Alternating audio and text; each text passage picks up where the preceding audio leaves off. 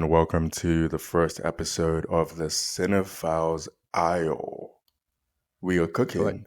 I feel like that name is gonna trip up a lot of people. I feel like it will, but just say the CA. CA. Oh, I like that. CA, TCA. Yes, TCA. sir. All right. Let's go. So I am Ofili, This is Steve. and we are ready to be your host for this ongoing podcast. So introductory episode, but we're gonna ease into things. Steve, how was your week? America's good, bro. I work as a consulting actuary, and so it's a bunch of BS. We keep this family friendly. I'll be light on the cursing. There was a lot of Okay. BS, and clients are always asking for me to do something every time. And I just look forward to, I think every day this week I saw a movie because every day this week I got asked to do something that I did not want to do. And so I was just looking forward to the end of the day when I could watch something. And it was mostly like re-watches. And Mm. that was like those moments were the happy times of my week. But other than that, it was good. My parents booked their flight to the US, so they're coming. So that was Oh, yeah, they're coming in August, and that's great. We're going to DC, Chicago, Houston. We're gonna be touring the states, so okay. looking Then looking forward when to you come to that. Chicago, I will see you. I will be there, and then the United game in New York as well, so we'll be there as well. Okay. Yeah, but that was my week. How was yours?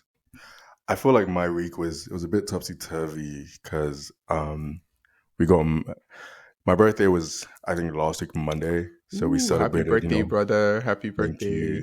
you, sir.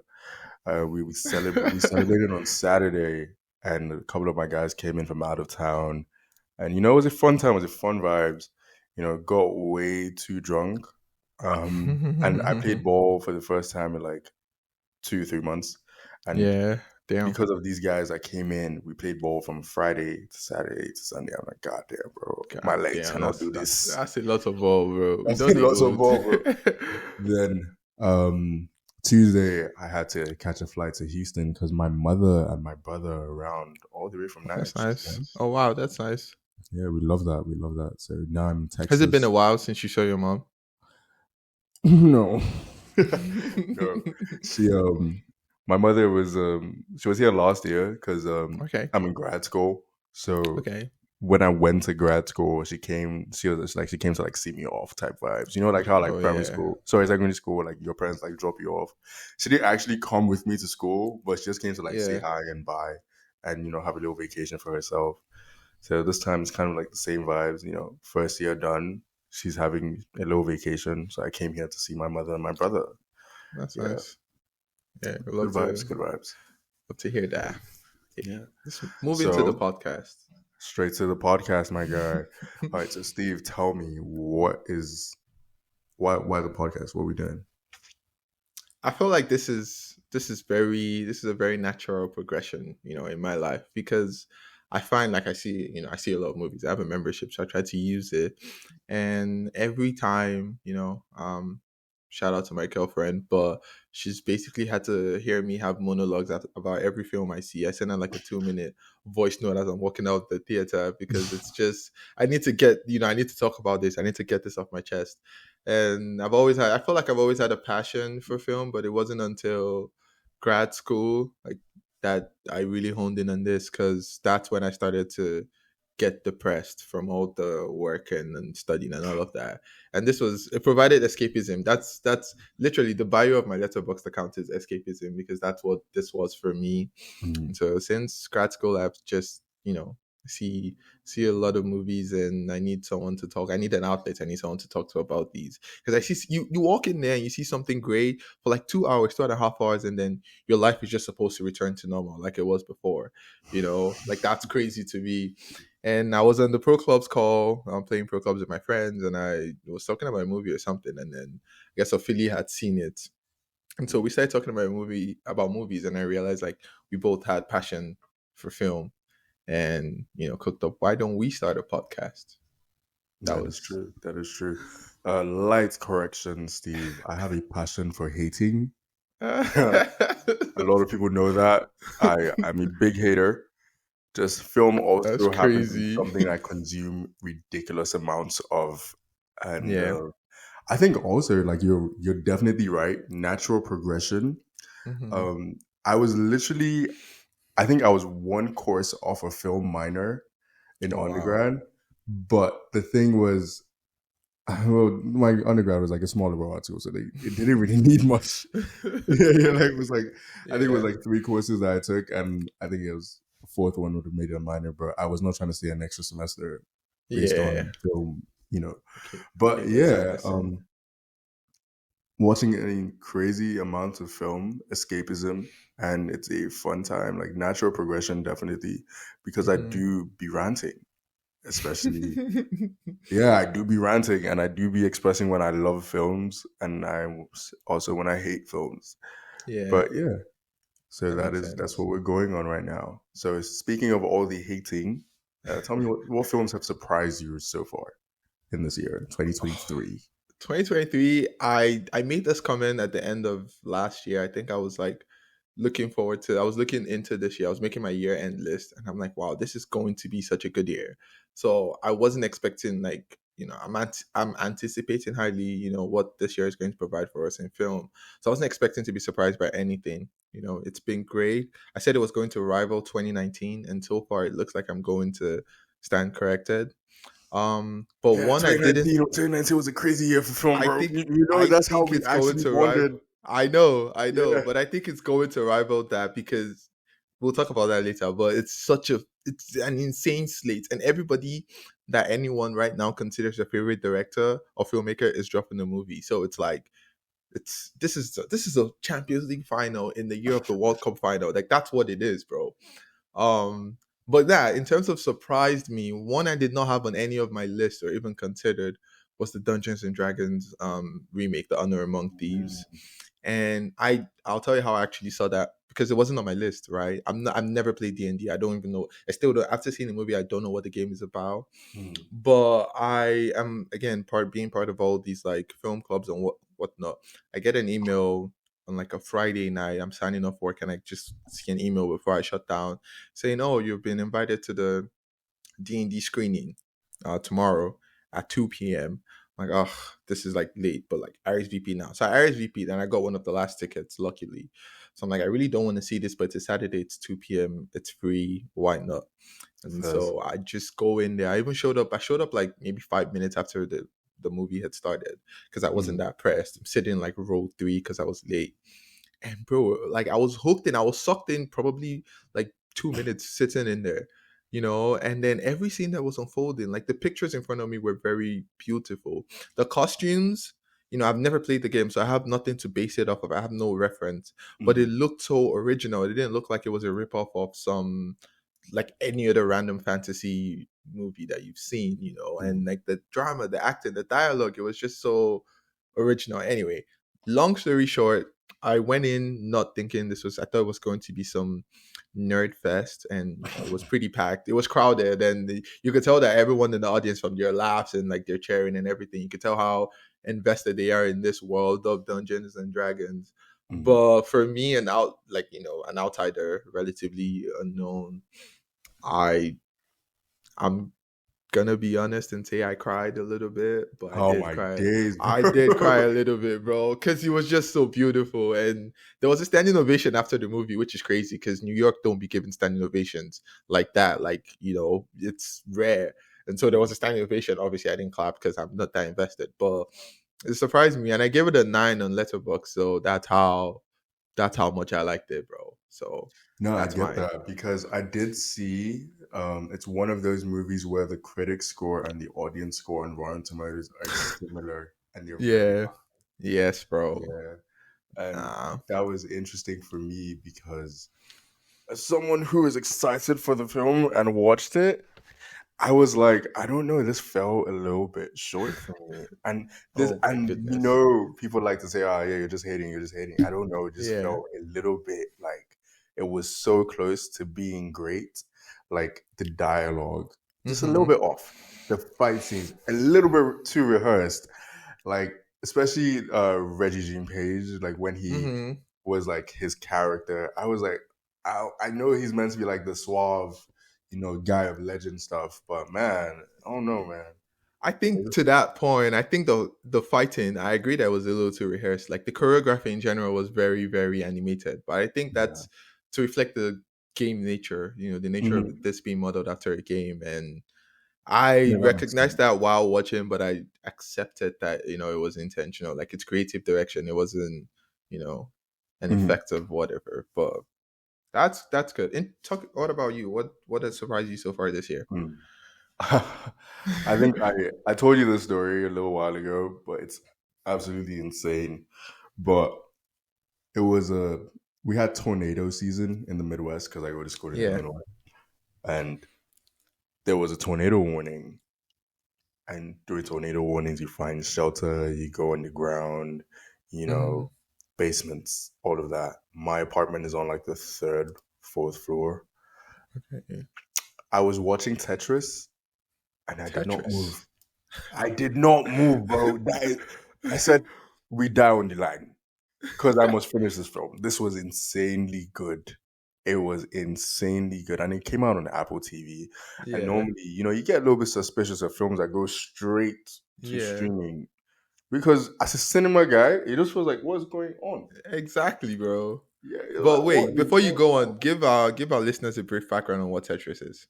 Okay, Tetris is about the game, like the game Tetris with the blocks and the shapes and like the organization of it. It's that is what the film is about. The film is about how the game came to be and the I guess like the espionage and like the trickery, like all the drama that came into like making Tetris Tetris. available in America and in the rest of the world. And like the drama with Nintendo and with the Russian government, which is interesting because a lot of people don't understand that Tetris is Russian and this was during Soviet Union time. Uh-huh. So it's like property of states, but still property of individual free will. Follow the Soviet Union. It was interesting stuff. I can't lie, and I feel like casting Taron Egerton as the main lead because I don't remember anyone else who was as notable as Taron Mm-hmm. Egerton. But damn, bro, he carried. He You know, carried. That's you a know great what's film. what is crazy to me is you're talking about Tetris, right? A movie based on a game that virtually everyone has played. And I Mm. can't even like for the life of me imagine, like I can't picture a world in about anything you're saying. Bro, it's a game where you move blocks, but you're talking about espionage and USSR and like Russia. Bro, I'm like, what is going on? I'm telling you, bro, it is like it's a crazy biopic. It's Yeah. absolutely. I loved it. I loved it, and I told you, loved it so much. Tornado sirens were going on, and I did not move. God, Nah, I had a maybe ball. I'll watch that then because I have Apple TV and I just see everything that they put on there because I find some hidden gems on there. But Mm, Tetris it looked too long, it looked too monotonous, and I feel like biopics. I go into biopics knowing what I'm getting, and mm. only like there's only a handful of times that they surprise me. And so if I'm not in the mood for biopic, I'm not going to click on one because I know what I'm getting out of this. So I don't know. Maybe I'll see. Maybe I'll take your word for it and see that. I You think know. you should, and I think you, Steve. Not. I feel like you're going to love it. It's going to Oh. enter your rankings for the year. Ah, that's high, especially considering this I year. know that we're in May. It is still relatively early, but it will enter your rankings for the year without a Okay. doubt. Okay. We'll Without see. a doubt. Wow. But now that we've talked about things that surprise us, Hmm. what are you looking forward to, my guy? Oh, this year, man, there's so many to pick from. I don't even know. I feel like I'm gonna give you five that I'm Okay. looking forward to, and I'll talk about each five of them. And I think I'm going to leave out some, and I'll come back to this and be like, I can't believe I didn't mention that. But one is never going to change. Obviously, Dune 2, that's not going to change. Directed by Denis Villeneuve. Um, 2 years ago, going into the year, Dune 1 was also my, highly anticipated, and it did It's not been two disappoint. years. That's true. Yeah, yeah, and it did not disappoint. I was looking forward to it. I saw it three times in the week it was released, three times, and no time made it drop from a 10 rating. And now it's like he's added more cast, like more members to the cast that align Mm. with his vision. he's kept the same team, so you still have, same composer, same cinematographer, and like what could go wrong? It's the same people that made the masterpiece that got 6 Oscar wins out of 10 nominations. Exact same team, and now we're even getting an expanded story because we're going to go into Arrakis. That Denny is has true. done such a great job of world building, which, especially for people that are no, because I'm not like a big fan of the Dune franchise, but most people that saw the old one, I think it was 1980 something, I saw that. And shout Mhm. out David Lynch, one of the, genius of his time, great filmmaker. But that movie was by all accounts a failure. And so Denis has built on that, and he, put it in 2 parts because that was just a 1 part film.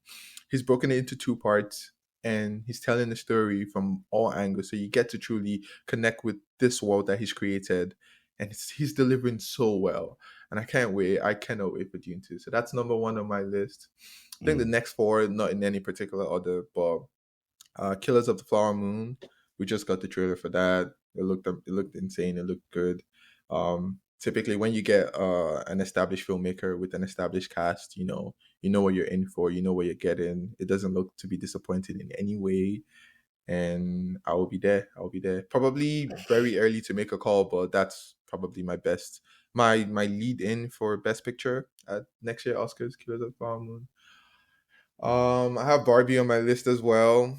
Okay. Um, I think we're both going to talk about this because I think we're both looking Okay. forward to Barbie. But just before we get to talking about it, I will say though, I'm less excited for Barbie as I was, say, if you'd asked me a month ago, because we've seen the trailers. Mhm. The first one, the teaser, turned my excitement all the way up. I was like 11 out of 10, and then I see the trailer, and it's like, oh, okay, and brought me down back to earth. And it might not be Little Women type quality, but Mhm. maybe Lady Bird, because I didn't think Lady Bird was as great as she could have done. So still excited for that. I have Oppenheimer on my list as well for obvious reasons. Christopher Nolan, literally end of explanation. Christopher Nolan, Cillian Murphy. That's all you need to know. And then Across the Spider Verse. This might not be on many people's list, but Into the Spider Verse was a 10 for me. Spider Man is my favorite superhero. I'm a big Marvel fan. It Mhm. tracks that I'll be excited for this. My So guy, what do you mean this might not be on many people's list? Why are you trying to be different here, bro? You know everyone likes that movie. I'm just saying. I think like people that are into film might, have, what's this called? Fincher is dropping a movie this year. People might be Mhm. looking forward to that. Luca Guadagnino is dropping a movie this year. People that are fans of the Hunger Games, they're probably excited for that as well. Yeah, And Battle of the Songs and Snakes, I think. yeah, Yeah, yeah, Songbirds and Songbirds and Snakes. Snakes. Yeah, so Yeah. that's another one that I don't have on mind. So many people dropping films. I don't think an animated Sony animation might sneak into people's anticipated ones. But yeah, so that's True. mine. Dune 2, Killers of the Flower Moon, Barbie, Oppenheimer, and Across the Spider Verse. Okay. How Okay. about you? What are you looking forward to I 2026? think your list is cooking. I'm largely the same. You're missing a couple gems, but the one that you have there, Barbie. Barbie's my number one. I know.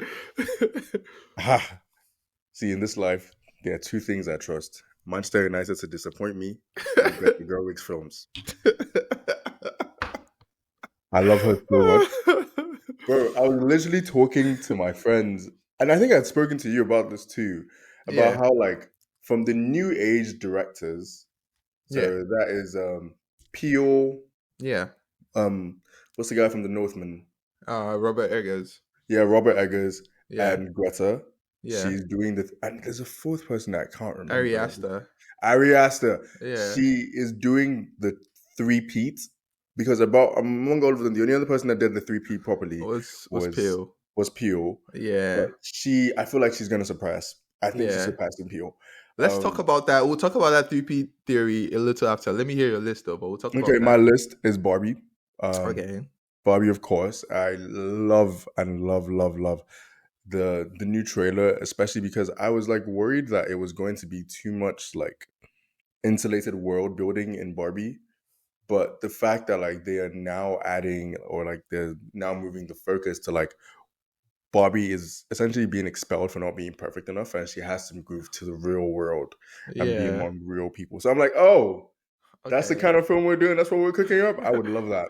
I Okay. would love that. I see. Um, but on my list, apart from that, we have Asteroid City because me and Wes Anderson like this, Oh my god. I like think this. I'm the only one of my friends that's not excited for that. But Really, I don't know why, bro. I I genuinely don't know why. Then of course we have Killers of the Flower Moon, yes, Osage sir. County. Yes, The sir. amount of prep work and PR that's gone into that has been Yeah. insane. The film looks insane. Like genuinely cinematography, I'm scared.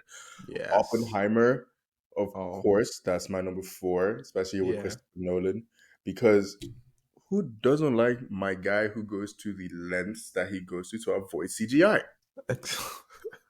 I heard he built a practical bomb shelter. He built a practical. He tested the effects of an actual bomb. Hmm. I don't know. I know he's obviously not going to set up a nuke, but like he's Yeah, yeah, going to yeah. No, the insane the lengths. pyrotechnics are going to be insane, Oh bro. my goodness, bro! Insane. I think when I knew like I love this guy was when I truly found out that he he bought a plane for Tenet.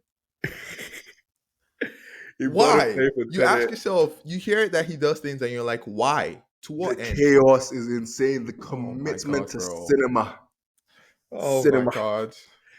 strapping cameras to the wings in Dunkirk. My guy, he cooked. He cooked. His hate for Sometimes CGI. it's okay to turn off the stove, bro. You've cooked a little bit too much. It's okay, bro. Nah, Come man, on. I don't know. I don't think there's ever a need to turn off the stove, bro. Yeah, and I think the last film that I'm like excited for, I think it's Ferrari. I am so excited for Ferrari, especially Ferrari. Adam Driver in these biopics and these roles where he has, man, he does a good job. He Was does this like is he's it in any way underrated. related to Ford versus Ferrari? I don't think so. I think this is just like a background of like the Ferrari biopic. Okay. Yeah, Okay. I'm not sure, but I think that's what it looks like what that's been marketed as. There's very Yeah. little news that has come out about it, but I feel like it's going to be a great film because again, I am a biopic guy. I am a Oh, okay. biopic guy. I'm gonna Yeah. ask you a question. So, did you Okay. see House of Gucci? I did see House of Gucci. And how did you feel about Adam's Italian performance in that? Whew. Italian in quotes, by the way. You know, I can't really be talking about accents. I feel like I don't even have like the I don't have the breath to talk about it on a cultural appropriation level because I'm not Italian. But Mamma Mia, I would be upset. I would be upset, bro. Don't kill me, bro. Bro. I think Adam, obviously good actor, but I've seen him in House of Gucci, and I saw him in the one with what's the one with Ben Affleck, The Last Duel, The last and duel, yeah, yeah. and in both of those, he's like putting on this foreign persona, The and accent is never great. his performances, yeah, exactly, The like you can performance is tell. great. The delivery is great. The accent is always a bit off, Exactly. and And you're it's like, "What is going distracting. on?" It's It quite is. distracting when you're because part of movies, part of visuals are also the audio, the accompanying audio. And so Yeah. when the audio just comes off as off or you're hearing things that are like conflicting, it's just Mhm. it's like nagging at me almost. And so No, I if get what you mean. You're absolutely right. It feels yeah, like, damn, like what are you doing, bro? Like this just yeah. sounds. It's like like when I always talk about black. I always talk about Black Panther when it comes to like accents and stuff. Cause damn, bro, they didn't need to fumble as bad as they did the first time. I'm not even going to try and do the accent, but like, Hey, goddamn, free Black Panther, bro. Free my bro, people. free Black Panther, bro. Free me from Black Panther. Why do I have to be associated with that? Hey, but that's interesting. So Yeah, I guess Ferrari and Asteroid City are differences. yeah, those are our differences because Yeah, I but don't know, man. that's Me and Wes Anderson, just I love him. Oh, I hated the trend. what The trend. Wes Anderson trend that people have been doing all over social media and Oh, if TikTok. this was a this as a Wes Anderson movie, Yeah, yeah. And I bro. feel like y'all are not watching. I know you're having fun, but you're not watching Yeah, his films. You're not supporting my guy, especially, and you would know because you are not doing the pans. You know, Yeah. you're not doing the The camera wide, zooms. yes, Yeah, yes. those Wide are angle part of the shots. story. It's not just by Yeah. standing a little bit awkward to the side and having like some symmetrical backing around. I'm like, Hmm. nah, commit. That is why I like Nolan. Commit. I feel Yeah. like me and Wes, I've never, how do I put this without sounding, I've never gotten the appeal that people Mm, seem to obviously so much get, mm, Um, I didn't plan on seeing French Dispatch, but I saw it last year, and just like you said, the color, like the pretty backgrounds and the color contrast and the wide angle shots and all of that, and it's like entertaining, I guess, and it makes for a very, very visually compelling story. But it's like, mm. bro, where's the substance? You pack, which is, it seems like it's doing the exact same thing with Asteroid City. You pack a film with 30 A-listers, and Mm. everyone gets a 5 minute showtime, 5 minutes time on camera, and it's like, okay, we don't get to connect with this story, and I don't know. I'm not as excited, but obviously I'm gonna watch it. But I'm I just, feel like I get what you're saying. I think it's majorly because of the French Dispatch itself. mhm, I feel like he has other like the French Dispatch isn't my favorite movie, but I yeah, did enjoy it. I would not lie to you. But I feel like Grand Budapest is my favorite movie of all of time. all time. Of all time, Grand Budapest is my favorite movie, and this is crazy because I told you Interesting. earlier that was a different movie, but yeah, I just recalled Yeah. it is Grand Budapest, and I feel like that was one of the first movies that like I watched, and I was like, "This is cinema. This is a fun time." And the reason why, and like the camera movement is so important, is that this is one of the few times where the camera is very obviously another character. It's very Interesting. obviously I love another that. Yeah. cinematic device that is being Yeah. used to tell the story. You see the zooms, the pans, the wide shots, the movie. Like they added personality to the camera Yeah. than what a lot of other people do. Like yes, there are other people that have done this before, and like they do. I don't think they do it on the same scale. That's Okay. what I mean, because this is so much of his signature now. Yeah. I Yeah. can see. Makes sense. Interesting. Okay. Okay. Let's go back to Barbie. So we talked about, the three-peat, quote unquote. And so The we three have P's.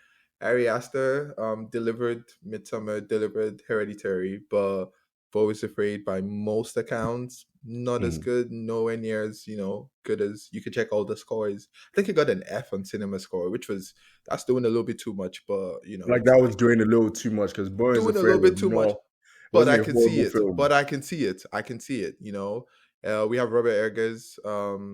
What's that? The Witch, The Lighthouse, all hits, all critically Mm. acclaimed, and then The The Northman. Northman fell short.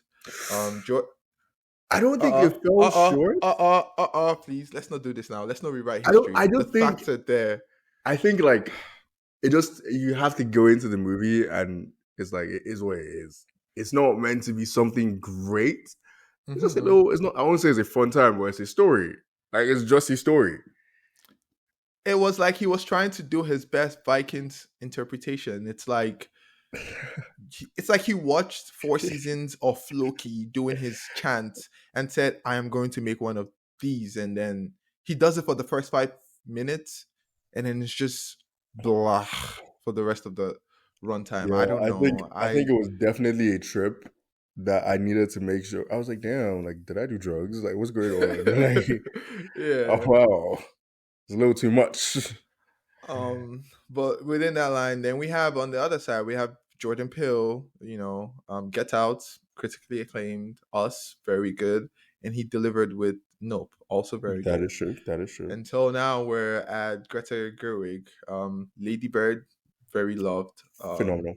Little Women, one of my favorite movies of all time, actually. Amazing stuff, One of bro. my I favorite actually of feel like I need to watch that again. Yeah, very much so one of my favorite, and I think she's going to deliver. I think that curse again, quote unquote, isn't applicable to her because I think you had mentioned this to me when we talked about this, but there's a clear change in direction from the first two to the third for most of these people. So Mhm. Midsummer and Hereditary, you can find a lot of similarities between them, and then Amazing it's like in similarities. in Beau is Afraid, he takes his plot somewhere that he hasn't necessarily gone before, and it's like it feels too ambitious. Like it's Yeah, what. it's like an abrupt change in scale Hmm. and like pattern. Like you Yeah, need to grow. You need to, step by step. yeah, yeah.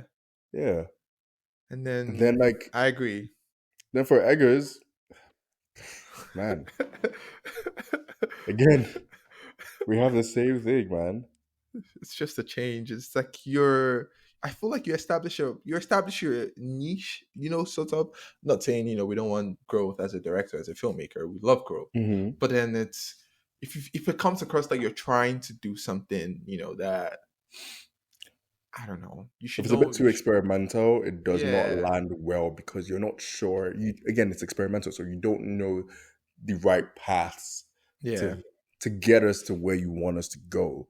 Hmm. Yeah, I get And what you mean. so, but then with Greta, I think this is in line. This is Lady Bird is very much, we're following our protagonist is a woman, a lady, Hmm. who's growing out of her shell. It's by all means a coming of age story, and she's growing out of the Hmm. shell, and it's very much Greta aligning herself or making her stance as a feminist, as a neo-feminist. Hmm. And it ends with her going up into the real world. She goes up to college and cross country, coast to coast, and very much so. And where we've seen her story, we've seen her grow. Little Women, very popular story. Again, we literally we have the one of the feminine leads turning down the marriage proposal from this man who's head over heels in love with her and all of Yeah. that. And it's very much picking her passion, and it's a she writes a book, and it's a success at the end of it. Again, we're rooting ourselves with there's multiple protagonists in that, but we're rooting ourselves in our female protagonist and watching them grow, another coming of age story. Mm. And I think she's following the same path in Barbie, in Mm. that, again, it's, um she's Barbie and he's just Ken, or Barbie has a good day every day. Ken has a good day when he sees Barbie. It's aligning Mhm. us like the audience with the female lead. And the trailer. So why I said I didn't like it after the trailer, I'll touch on that a little bit.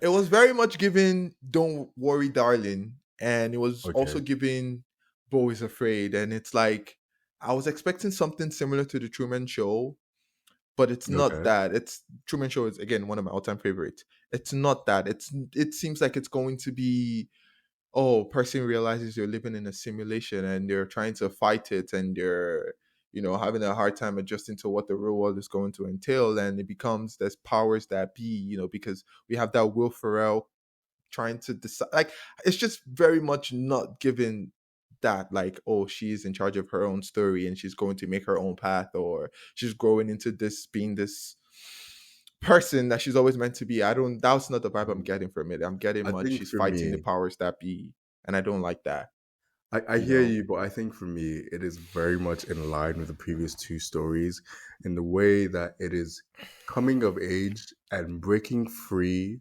from the traditional mold that you have. Okay. So, in this way, Barbie is quite literally leaving Barbieland. Mm-hmm. Same way in Lady Bird, she was quite literally leaving her small Yeah. town. Yeah. Like that was the whole struggle. And I think for Barbie, it is so much so that like, in Barbie land, you have to be the perfect one. You have to be the Barbie. You have to be everything is like their roles, their criteria. And Yeah. she's fallen short. And now she has Having been a picked. flat foot, I thought that was Yeah, funny. the flat foot thing killed me, bro. The flat foot Yeah. killed me. And Yeah. I was like, you know what? Maybe that is what it is. Like the story is about her growing into the new life that she's going to be living in, like the in the real world. And the biggest benefit that I see with that is like the crises and like the struggle that she has to adapt through, which is like the same with life. If you're moving, if you're going into the next phase of your life, you are Yeah. going to experience crisis, you are going to experience struggle, you are going to need to adapt and overcome like the situations that you have, the obstacles that you have. It's not going Yeah. to be a smooth transition unless you're incredibly privileged, but that's just how it is. Yeah. Hey, you And should be a I felt like motivational one of the speaker, things that bro. I liked the most, like while she was doing this change as Barbie, Mm-hmm. is that she stuck to some of the original things, like Ken being Ken doll, and like Ken just loving to be around Barbie. Don't My guy Yeah. doesn't care. You Uh-huh. get me? I Maybe feel you, bro. maybe he's gonna change and become like a little bit more like himself towards the end of the film. But from what we can see and what I feel like is the path is, he's not going to change too much. The story is majorly going to focus on Barbie and Barbie's development. I see that. Yeah, like Yeah. she's literally out of the box now. I think Greta is going to deliver. I'm not, it's on my. I'm looking forward to it. I'm going to be there opening night. Which are you seeing? 100%. Because it opens the same night as Oppenheimer. So Yeah, which? bro, we're buying 2 tickets. What do you mean? It's 2 tickets. I might take PTO that Oh, day, bro. I'm not even lying. it's gonna be such a transition though, going from one to the other. Because it's like, bro, nuclear like bomb in one Mm, versus dolls wholesome in coming up pink, story. and that's gonna be a good day. Yeah, Bro, it's gonna be such a good day, man. looking forward to that. I might have to like go to Korean barbecue after or something like that, man. Like, To just have to keep the good celebrate. vibes going, bro. Yeah, I have a couple of my friends are coming into town for that. Actually, like Mhm. we're going to make a day out of it and everything. So That's good. That's good. yeah, I I think think I I think might I force was some of my friends to come with me too. yeah. I'm just struggling to decide which one I want to see first. I don't know if I want to Hmm. be like if I want to be I've sad. decided that I want to do Oppenheimer first, then Yeah, Barbie after. So that it's like, I get the intense action at first, then I get yeah. cooled down Okay, with like with the fun that, vibes. I think I The said fun I'll vibes have and to the pastels. I'll have to sleep on it some more. Especially because Oppenheimer seems grim and dark, you know, like bleak almost, and then We doing nuclear Barbie's bombs, my guy. Like, I don't know. We doing nuclear bombs, my guy. I don't know what else to tell you. Like, uh, and then Barbie's gonna be all fun and pink and light and yeah, I'll have to sleep on that a little bit more. But yeah, so yeah. that's So first episode. How you feeling, my guy? I'm feeling good. I'm very excited. I like how I've loved this past 37 minutes. I Okay. think I like the way, we can just be ourselves and talk about the films and Hmm. carry our audience along. We're going to have some guests, obviously. Of course. Um, yeah, have some people come on here to talk about. I have a couple in mind I'll be reaching out to. Most definitely. Most I think I definitely. saw someone say Wes Anderson might be on the pod. Ha ha ha. Ha ha I will try my best to bring him on the pod. ha. I will reach out and send emails. You will see me. I will be there. Hey Wes, if you're listening, I If do you like listen. you. I just didn't like French Dispatch. That's it. Fairs. Fairs. uh, but yeah, yeah, good Okay. episode. All right, guys. This has been the Cinephile's Isle with TCA, and I hope you guys have a great time listening to our first intro episode. We are going to be looking at shooting every 2 weeks and releasing an episode every, twice a month, just for you Yeah, guys routinely. We like the structure, and based on request and based on interest, we might increase to once a week. But currently, we think 2 weeks is going to be cool. So yeah. thank you for joining us on our journey. First step right now. Thank you all. Happy listening, and we'll be back. Happy listening, guys.